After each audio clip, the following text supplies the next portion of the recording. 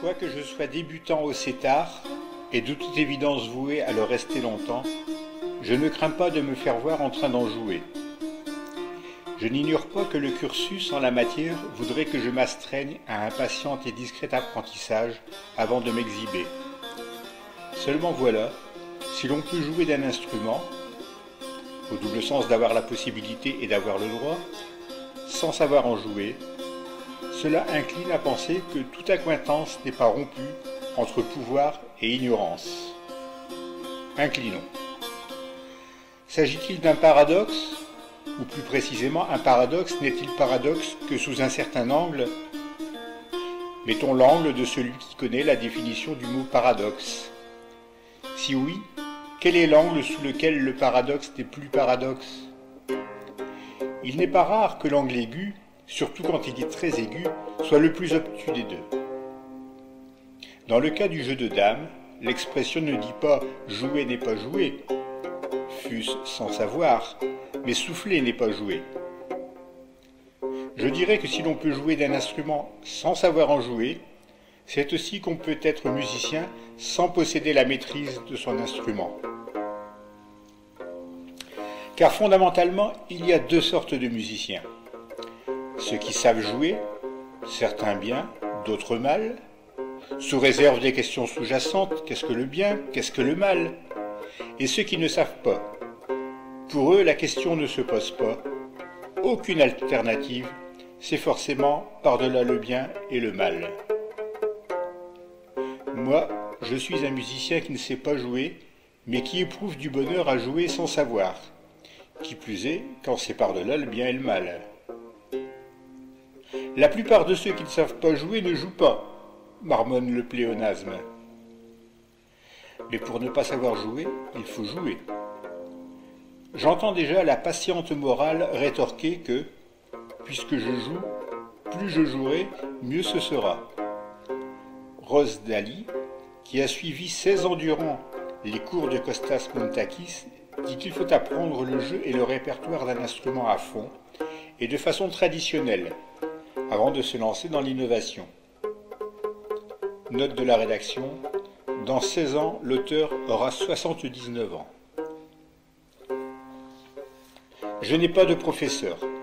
Néanmoins, j'en joue tous les jours, de jour comme de nuit, et plus j'en joue, moins je sais.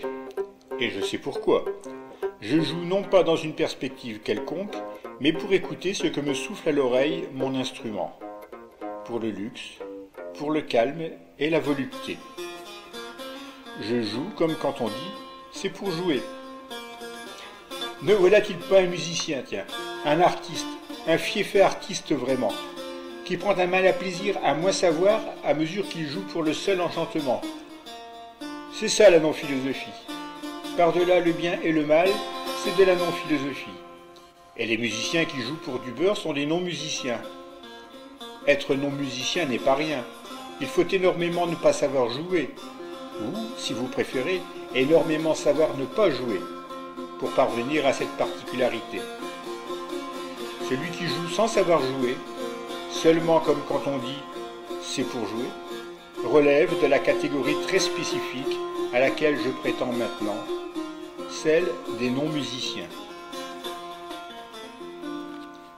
Ce qui distingue ceux qui savent faire ce qu'ils font de ceux qui ne savent pas faire ce qu'ils font, c'est la minimisation des risques pris. Par exemple, faire du bobsleigh, du trapèze, jouer avec le feu, piloter un canadair, charmer des serpents, ou bien faire la guerre. Encore que faire la guerre s'apprend généralement sur le tas. Après quoi, la question n'est plus que de maille du filet, de baraka, de bonne étoile. Pour ce qui me concerne, quel risque est-ce que je prends? Vivre est aussi une chose risquée. Qui s'apprend? Là je parle de mon sétar, c'est une image. Je pourrais aussi parler de la poésie. Bien, il y a 2 ou 3 jours, je me suis dit « Ne te raconte pas d'histoire, vieux, tu ne sais pas écrire. » Intimement, c'est ce que je pense, mais je ne l'avais encore jamais formulé aussi frontalement. Je me demande d'ailleurs bien comment on peut avoir conscience des choses sans se les dire. Par filtration, sans doute. Donc, sont-ce les hommes qui font l'histoire ou l'histoire qui fait les hommes? Sont-ce les musiciens qui font la musique ou la musique qui fait les musiciens?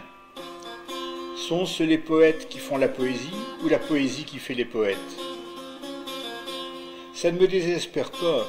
Au contraire, si fondamentalement il y a beaucoup plus de choses qu'on ne sait pas faire que de choses qu'on sait faire, je saute sur l'opportunité pour abonder. Potentiellement, il y a beaucoup de choses que je ne sais pas faire. Tant qu'il y a du potentiel, il y a de l'espoir pour la soif. Après le setar, je me suis offert un gambri. Ensuite, je me mettrai au tambour, et puis au dotar et au tar.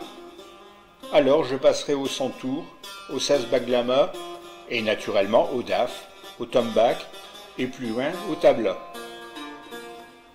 Parvenant à l'état d'orchestre à moi tout seul, je compte alors me prévaloir du titre donné à cet écrit « Qui fait quoi, fait qui ».